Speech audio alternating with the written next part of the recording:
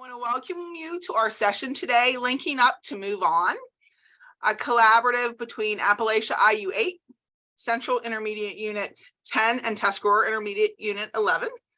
I'll take a couple minutes here at the beginning to kind of introduce ourselves. My name is Megan Horsh. I am an educational consultant at IU8.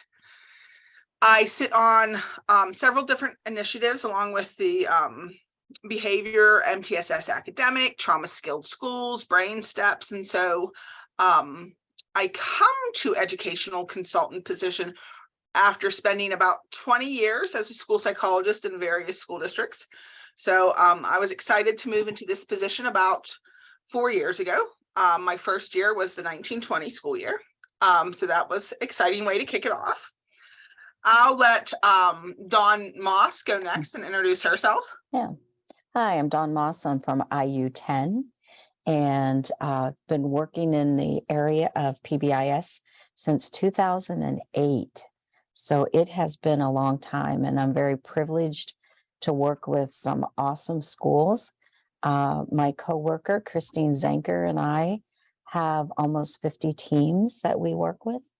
And when you're supporting that many teams, you need support. And that's what we're going to be sharing with you today, a little bit about that. And Brad? Hi, I'm Brad Thays. I am a consultant and a special ed supervisor for the IU8. I work a lot with Megan in the area of behavior, but I also sit on the secondary transition initiative as well as supervise programs like our day treatment, our residential, and our corrections ed programs. So welcome everyone. If you have a moment, I'd love for you to put in chat where you're joining us from and your current role, so we can kind of have an idea of who's out there. There's just a small group of us, so we can personalize it a little bit and see where you're from. Windber School District. Erie. I hope it's not too cold or snowy with that lake effect snow. I went to college undergrad in Meadville. So we got lots of snow. TAC from IU13. Jeanette City School District. Grew up in Armstrong County, so that's a nice little area out there in Western Pennsylvania. IU13 Warren County Instructional Coach. Awesome. Oh, great. Armstrong Middle School with Bucks County State College. Oh, wonderful. Thank you very much for sharing that. I'm glad to see so many people in such a wide variety, because that's one of the things we're going to talk about today, is how linking up and collaborating can really support everyone in different positions, different areas. And so without further ado, we'll kind of talk a little bit about how we landed as a collaborative team. We are situated in the central part of the state. And let me apologize. We do have another team member that helped us prepare this and just wasn't able to make it this morning from IU11, Julie Brown. So I just want to make sure we mention her name as well. But you can see the three IUs, IU8, 10, and 11 there in our map. We're all situated in the central part of Pennsylvania. We have similar demographics, so it was easy for us to link up, but we also have diversity in our demographics within our IUs. So the linking up between our IUs allowed us to really pair different districts together that have similar demographics and diverse demographics. And you can see we do take up a large geographic part of the state. Right there in the middle, we go the whole way up here to the top and the whole way down to the Maryland border. And we talk about this a lot. We're kind of situated, when we talk about Patton regions, we're in the central Patton region, but we're right on the edge of Patton West as well. And so just a nice way for us to collaborate. The geographic part made us come together at first. But like I said, today, we wanted to talk about the benefits of collaborating in order to really better our individuals, our teams, our students, our schools. And what we found throughout the years, and the collaboration goes well before me, and we'll talk a little bit about that. Like I said, I've been here about 4 years, so it goes way back, well before that. But what we found is the benefits of collaboration is really felt not only with us as facilitators, we share resources, we collaborate on different initiatives, but it also benefits our teams because they have access to different opportunities in different districts, in different buildings. It benefits our students where they're able to network together. They're able to get different ideas, implementation, sustainability, and it benefits our student advisors. And so that's really what we're going to kind of how we structured the day to really kind of look at how this collaboration benefits those different partners and stakeholders. So to start with, we're going to just highlight how it benefits us as facilitators. And I'm sure you've heard the saying, many hands makes light work, and that is particularly highlighted in how we collaborate. It's nice to reach out to other districts or other facilitators. Here at IU8, I'm one of 4, but I know at IU11, they have 1 or 2. They're in transition right now. IU10, they have 2 facilitators. And so, like Dawn had mentioned earlier, supporting 50 school districts with 2 facilitators is a heavy lift. But being able to collaborate and pull our resources together for different events, for different publications is really a nice way, a benefit for us as facilitators. Mm-hmm.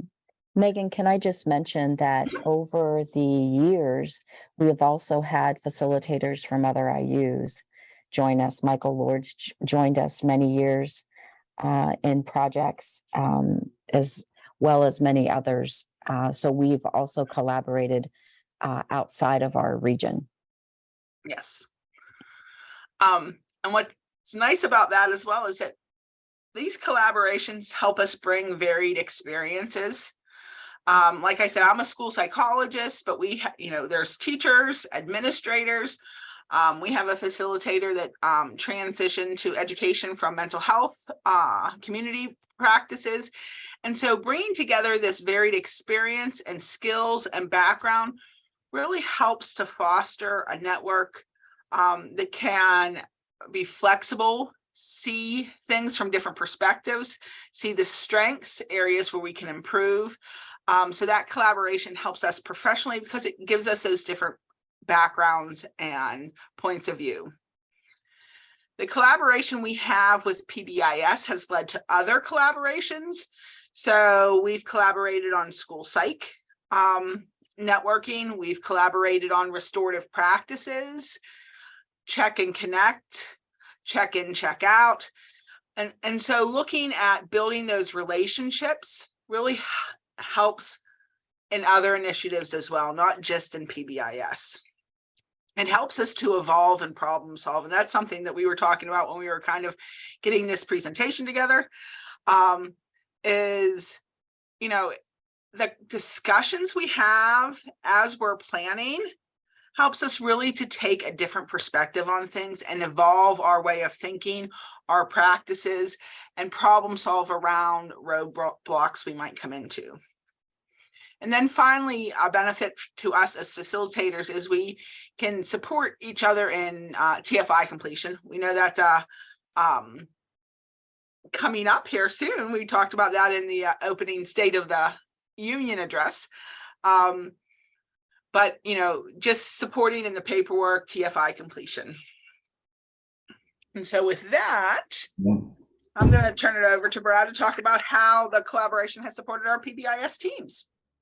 Oh, thank you, Megan. So, yeah, many years ago, starting back around 2015, so into the team pieces, our teams, we decided that, like Megan said earlier, that we had several teams throughout the different regions, a good mixture of diversity.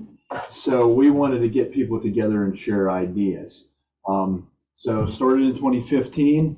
We figured we'd start with connecting coaches. The three IUs collaborated at different various ACT meetings that we were talking about, and we decided to connect coaches. So we were able to secure Dr. Tim Runge, and because Dr. Runge, he's one of the lead people of the state around PBIS. He analyzes the data and puts out the executive summary. So we were able to secure him to do database decision making at our IU8 office in Altoona. We brought all the teams from IU 10, 8, 10, and 11 to our office there. So in that training, we were thinking about what do people need. So we had new team member inductions and trainings. We had various roundtable discussions that we set up, and we had lead facilitators at the table so they could connect and talk about various topics in their schools and what they need to learn about. And this has been going on since 2015. We've held connecting coaches in different years since then. We've done it virtually. We've done a lot in person. We also had some fantastic guest speakers.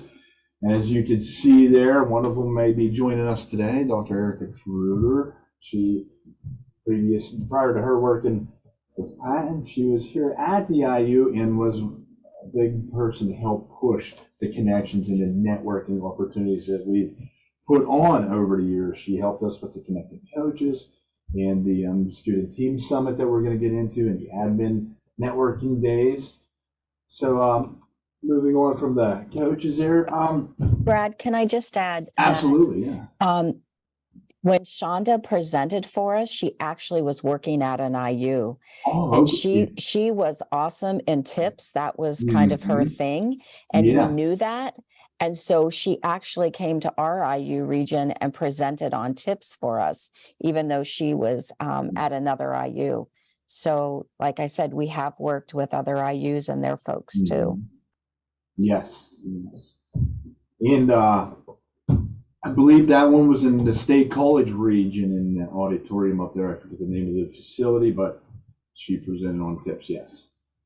So other pieces that we worked with was connecting administrators. We knew that admin, they're kind of secluded in their building, for some of them. So they don't get out as much to connect on PBIS. They help make decisions. So we figured it'd be great to bring them together so they can talk about various topics that they wanted to talk about with other admins, some of the good things that they're going on, but also one of the challenges. As Dawn likes to say, it's the good, the bad, the ugly. And sometimes, we need to figure out how to overcome and navigate the challenges. So what better way than to ask people that are in the trenches with them and other pieces. So we had our first networking day for admin at IU 11. We brought up people from the various regions to talk about different pieces there. So in that day, we had some great topics there. We had some great admin presenting actually what they do in their school. We had a principal panel at the end of the day where we had a series of questions that we went and got perspectives from the different principals that were there. So they would tell about what they thought about the various topics in their own words and at their own building. So that was a great opportunity that we held as well. People really liked it. We had a good turnout for admin. As you know, sometimes it's hard for them to get out of their buildings, but we had that piece. So then we had, obviously, things shut down. So we began to do some school climate and action coaches and action networking. We held this virtually. It was an initiative that I believe it started out with the climate networking between the three IUs, and it sort of morphed into creating a bigger network. Go ahead, Dawn. Sorry. Right. So at our IUs, we wear many hats, and some of our PBIS facilitators also wore the school climate hat, which they very much go hand in hand. And so that is why we formed those two projects together, and we held virtual coaches meetings. And we did that last year, every month after school.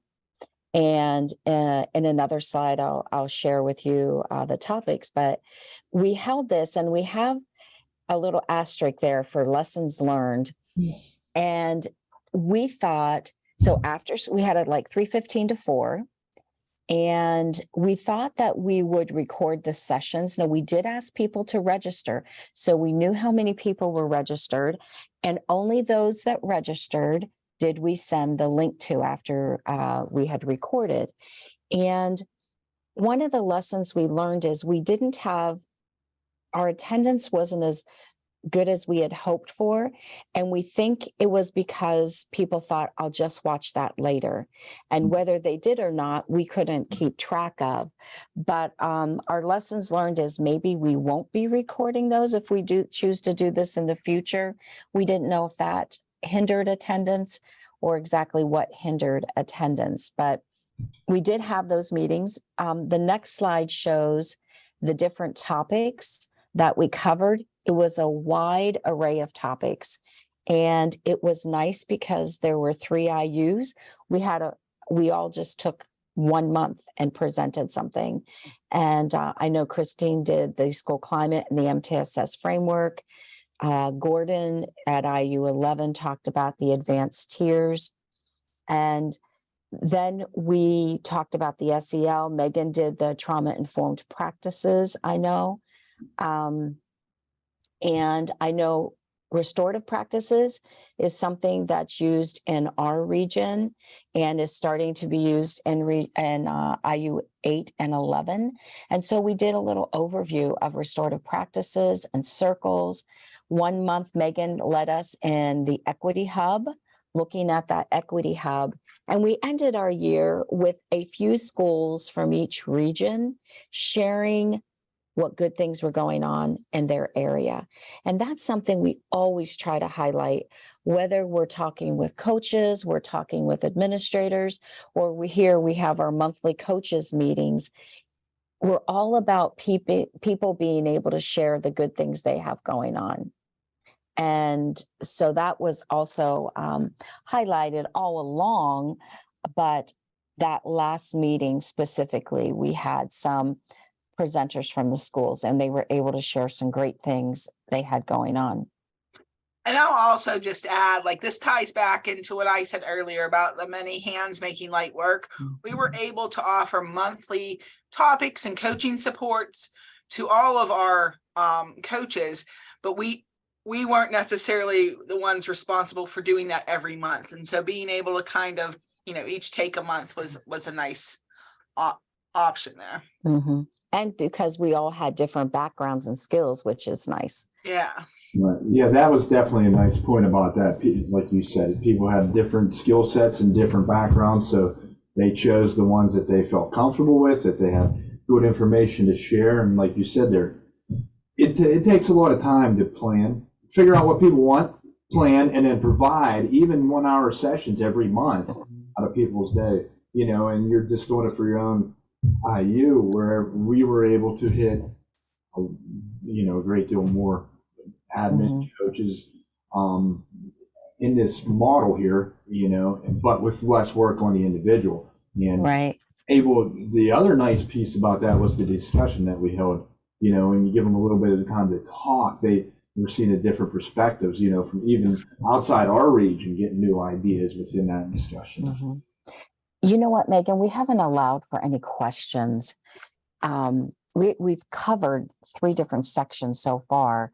Does anybody have any questions about either the coaches getting together physically or through these monthly meetings, or how we got administrators together?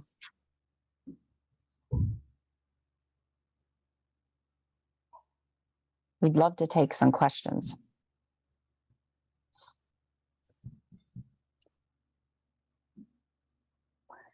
We'd be happy to share also any ideas. How can you connect to other coaches? So are you a building coach? If you're a building coach, I would say your ability to connect to other coaches is going to come through your IU facilitator, your external facilitator. So whatever IU region you're in, that's the person that you'd want to say, hey, I want to connect to some other coaches, either in this IU region or another IU region, but that's really how you're going to connect. Attending meetings like this can help you connect, though it's hard because they used to be in person, which was much greater, right? And then like you would see people gathering and talking. But that connection really has to happen at your IU level, I would say. And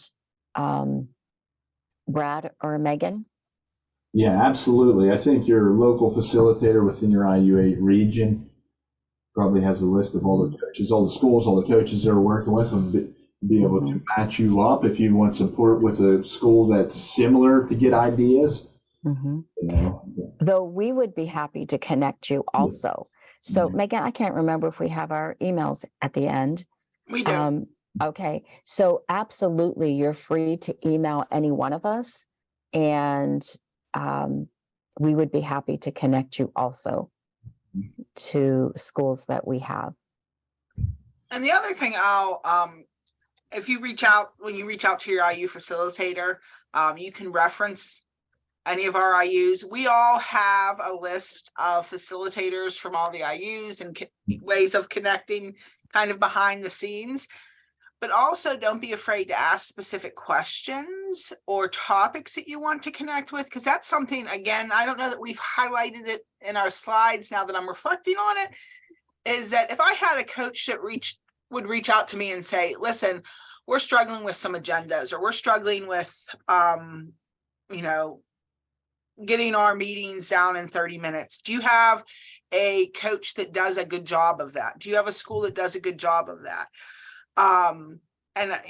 If I don't have one in IU8, I would reach out to IU11 and 10 and say, hey, and so, just starting those conversations is part, key component.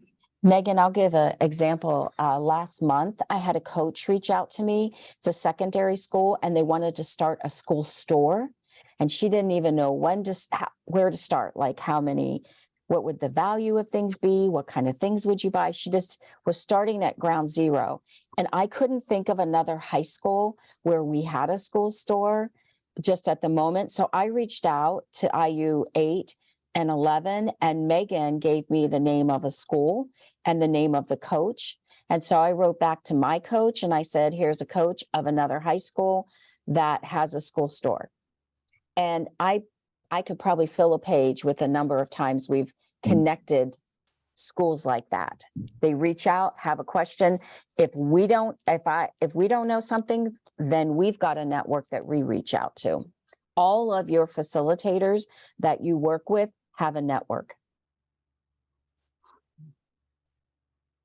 And as far as, there's another question, if the state is planning on rolling this out to other, like this is something we started at, and I say it was before my time, again, started at the IU, I guess you could refer to it as a grassroots effort.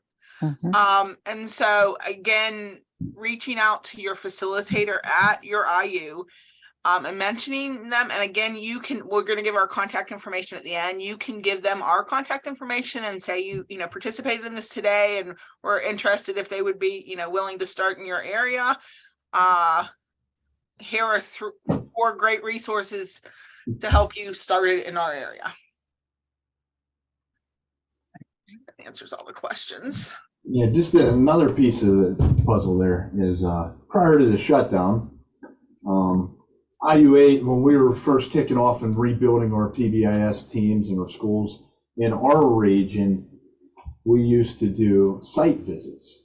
So we had schools, and Don Moss had great schools that were implementing with Fidelity that would allow our teams to go up, take a tour, talk to the building admin, talk to the coaches, the PBS team, and also a lot of it was secondary teams, so they would talk to the student teams. And actually, we'd go up and they would do a great job, and the students would do the presentation for our people that were interested or the people that were implementing and wanting to know more about implementing, especially at that secondary level.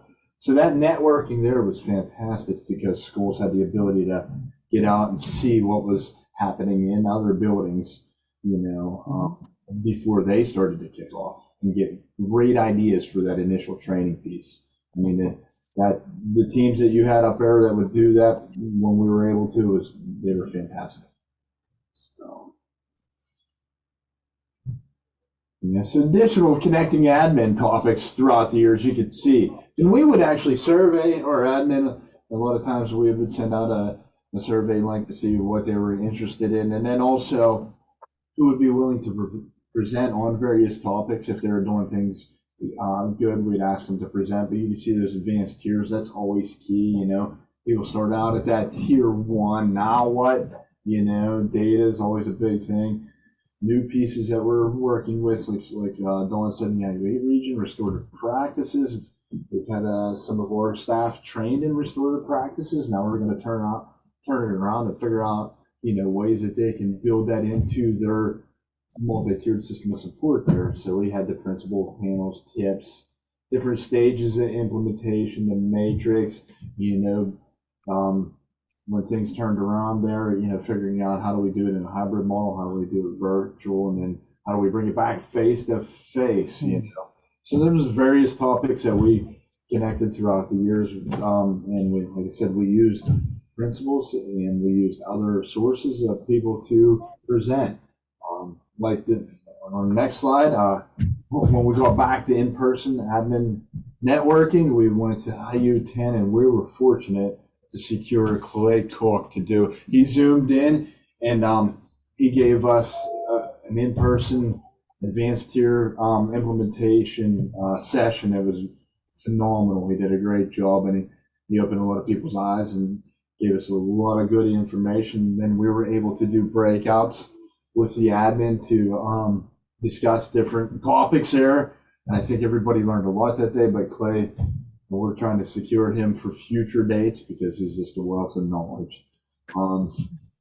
So, you know, we were able to provide, I think, a lot of good resources. You know, watching the different admin networking, they were taking the names and phone numbers, and, you know, when they were going back, they were going to stay in touch and use, you know, the people that they met there as a new resource to help them and guide their process and implementation. Because even though you start out, you know, you go through your troubled times, you start implementing well, you're implementing with fidelity, things change, you know, and that's the key piece about PBIS. We always have to be adjusting and making the changes, you know. Just when you think you have something done right, it changes, and we got to mix it up a little bit. So that is key right there, is being flexible, willing to admit that things aren't going to stay the same and always be good, and figure out new and innovative ways to implement with the changing times.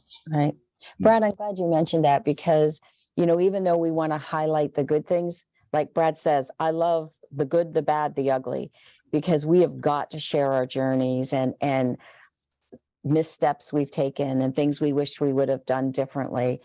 And the other thing I want to mention, in case I forget, is that another benefit of doing these projects together is that you can split the cost.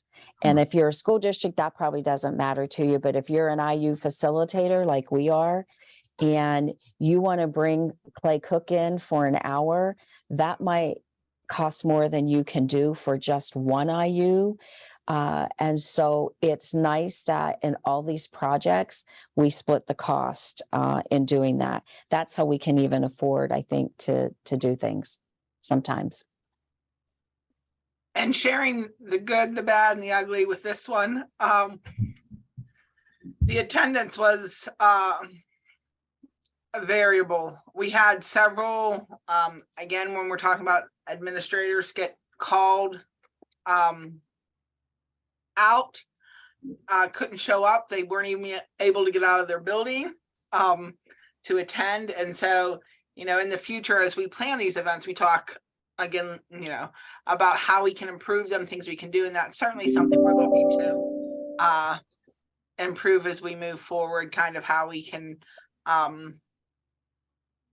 secure admin availability. Mm-hmm. Yeah, we did it in December. And so part of it we thought was illness. They're like, I'm covering classes. I've got teachers out sick. So, though that's one of the things we've got to look at is when we do it, how we do it. So.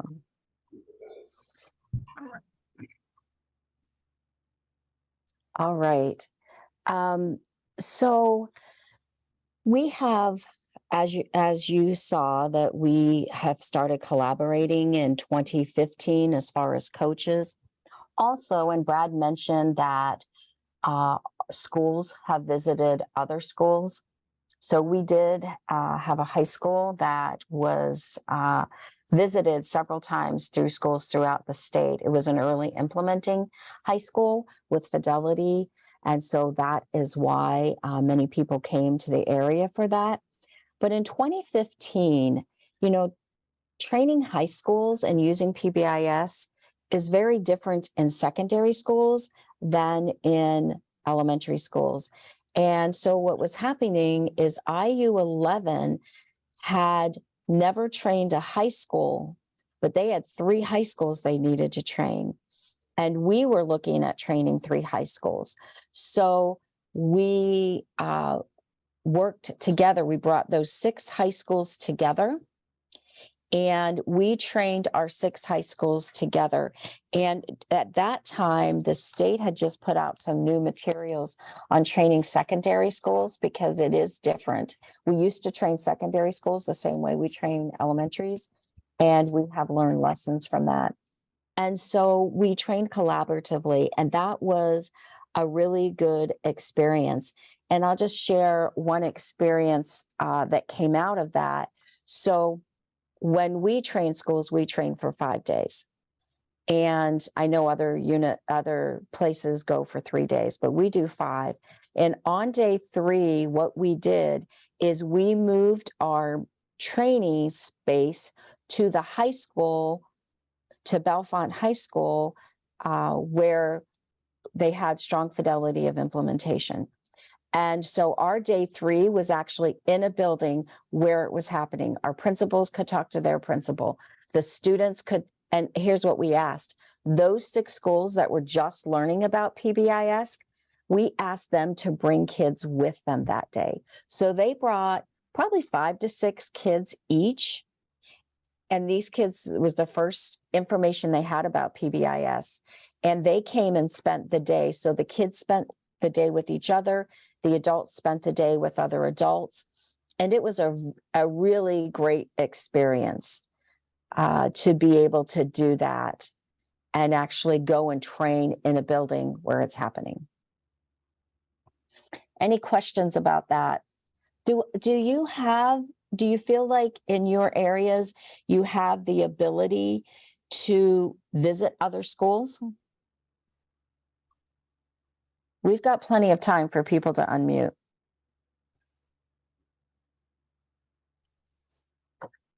Or use the chat. Because if you don't, that's really a great thing to be able to do, is to go visit another school and see what things they have going on. To see it in action is really awesome. All right. So the next thing we're going to talk about is something that we all love. And as we said, as external coaches, facilitators, we have a state network, and we know where we can go when we have questions. So I really appreciated that state network. And I knew how important that was to us. And see, we told you, we started getting coaches involved in networking together. We started getting administrators. And I really think the thought of the Student Summit, we started in 2017 with the Student Summit, which I'm going to explain to you. I really think it was on the burner since about 2012. But we had to wait till we had more high schools and middle schools implementing before we could do this next project that I'm going to talk about.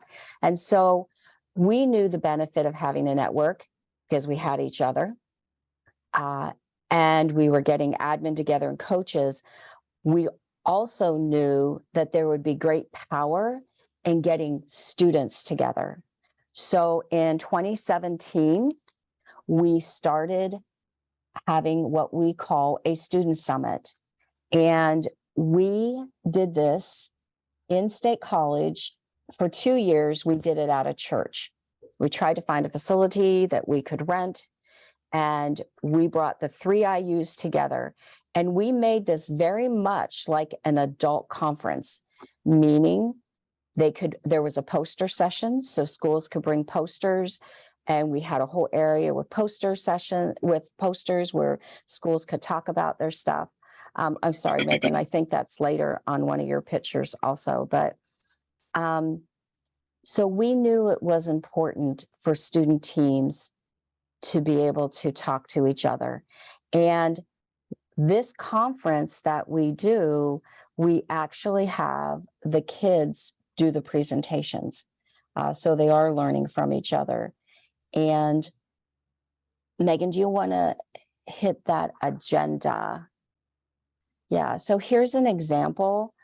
So we had 2 in person, must have been 17, 18. Then we had 3 in person, and then we had COVID. And then we tried to do them virtually for a couple of years. And this year we got back to in person. Thank goodness. But one of the things that we found is we really outgrew the facility that we were at, and we wanted to go to a college. We wanted that experience for our kids. So 1 year prior to COVID and this past fall, we were at Juniata College, and that was an absolute wonderful experience for kids. The planning of this, it used to take us a very long time. We used to start in the spring to plan for the fall, and now we have things down pretty well that we start in about August planning, though we do get our facility. Our facility is booked for next year already. How we found Juniata, it has a spring break, a fall break every October, and that is when we go during their fall break. So we're not competing with the students that are there. And we plan together as IU facilitators. We used to get together face to face. Now we're probably more like we do Zooms. We have had excellent support from Patton from the very first summit we've ever done. They were there in force. Catherine Poggi came from Pittsburgh. Laura Moran's come from Harrisburg. Nicole's come from here. Like, we had a large group of Patton people supporting us. And then the year before COVID, I think, Megan, do you remember it was the AE, the alternative ed group, like they came in force to help us. AEDY. AEDY. They brought a large team that supported us the year before COVID. And so here's an example of the agenda that we have for the day. And so we do have the registration and where they can set up their posters. We have a welcome. We introduce ourselves, and then we have a keynote speaker. And this year's keynote was Dr. Nicole Holland Sims. And this is actually the second year she's been a keynote for us. She's keynoted for us twice. We've learned that she was a cheerleader in high school. She loves to dance, and she loves to get the crowd moving. So we have enjoyed having her with us. So we had a keynote, then we moved to a session, then we have lunch, and then we move to another session, and then we have to close. We know we have to, it's really tight, accommodating when kids get to school and being able to get them home in time to catch their school bus or to practice for their sports teams. Yeah, we'll show you lunch pictures, Crystal. That's sometimes favorite part of the day. Megan's got some more she's going to share about it. But Megan, Megan, do you talk about the sessions, or do you want me to show it here? You do. Yeah, I do talk about them. Then we'll skip to the next part. But yeah, Krista, we'll get to that. Yeah, Megan. And I was just going to say, to tie that back to what Dawn said earlier about sharing cost. We are fortunate enough that our IUs have been able to support that. at no cost for To the school. students. But you could always, work at cost, or, Mhm. that's again something to kind of problem solve around. Sorry, I don't know. Yeah. So what we did is those first 2 years when we were at a church, we brought in salad, pizza, and cookies. And that cost was low. We had to rent the building, and then we had that low cost. Well, then it just got too large for us. And the idea of going to college was an excellent idea. And our cost went up. Each IU pays about $2,500. The college is a minimal fee for us, and it's really the lunch that cost us. So, like we said, this is an opportunity for kids to learn from each other. And so if Megan, can you go to, does that say agenda? Yeah, that's not what I wanted. Never mind. On the call, we have Sarah Strauss, who's one of our coaches at Central Mountain Middle School. And I asked her if she'd be willing to share how she and her students have felt. And they've presented for us several times. But Sarah, can you share, unmute yourself and share? Yes, thank you, Dawn. Our student team, I'm at a middle school, and we currently have 5th, 6th, 7th, and 8th graders. And our student team presented this year, and we presented that year of COVID too, 2020. And they love it. We take a select group.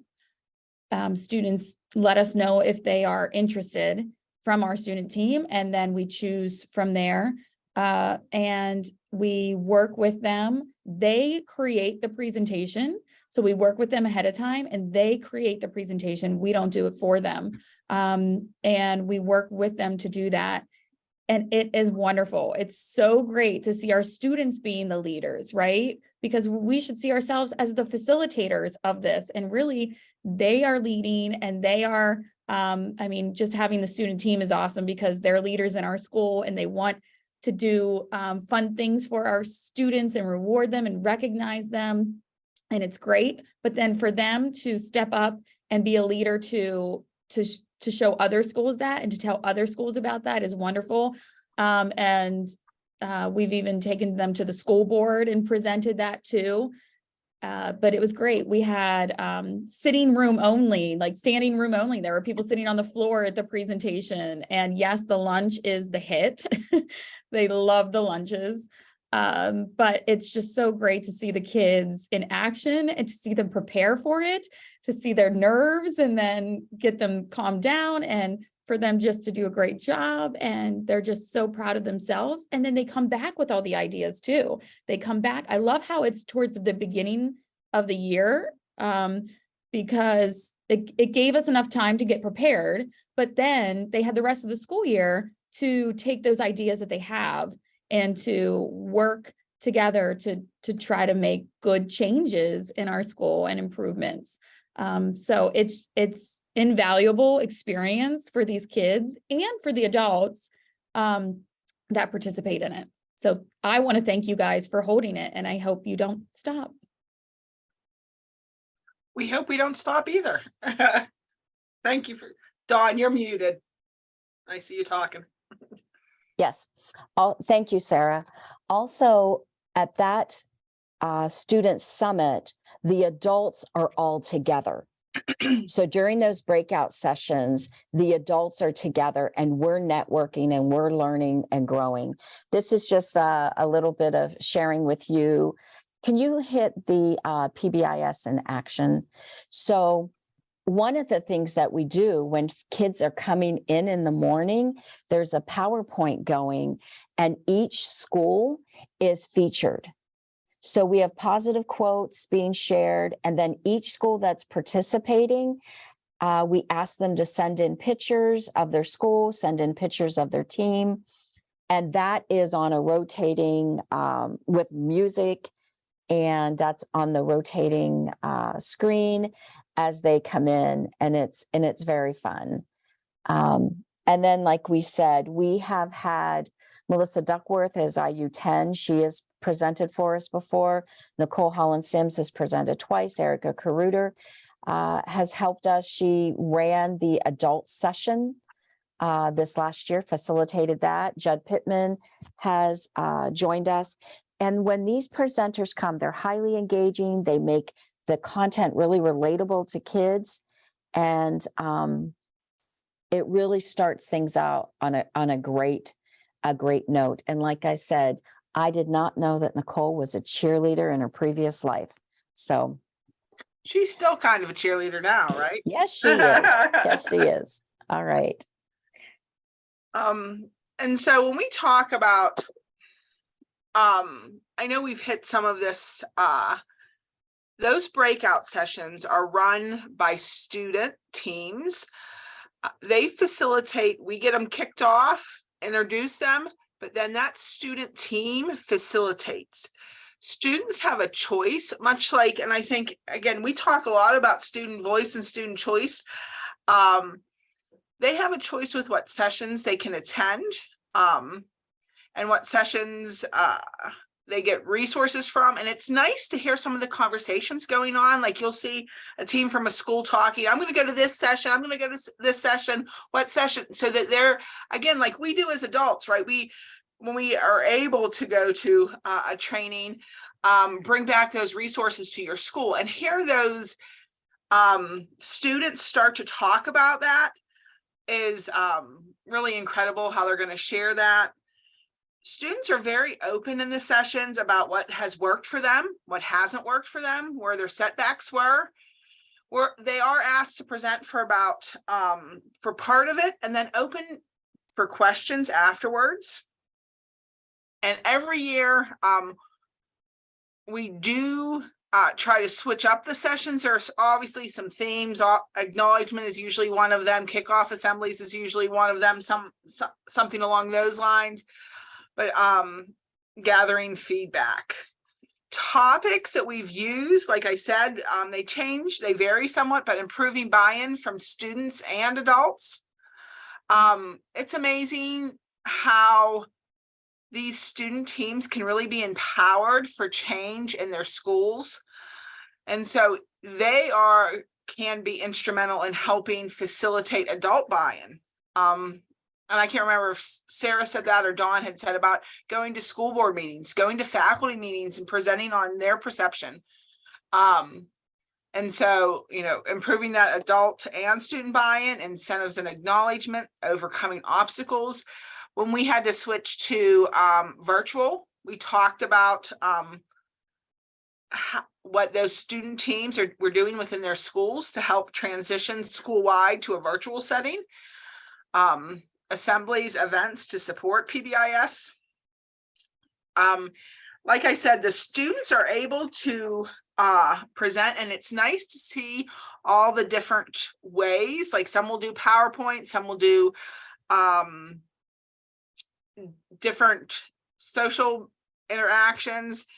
Some, the whole team will get up there and have parts of it. Some will just be a couple. Here's Glendale presenting some. They talked about their kickoff assemblies. Juniata Valley, again, a nice job. They had a PowerPoint that day, so they talked about where they came from. That's the other thing, which is neat in our day and age. They get to connect with each other, and I think a lot of times those connections go beyond that day.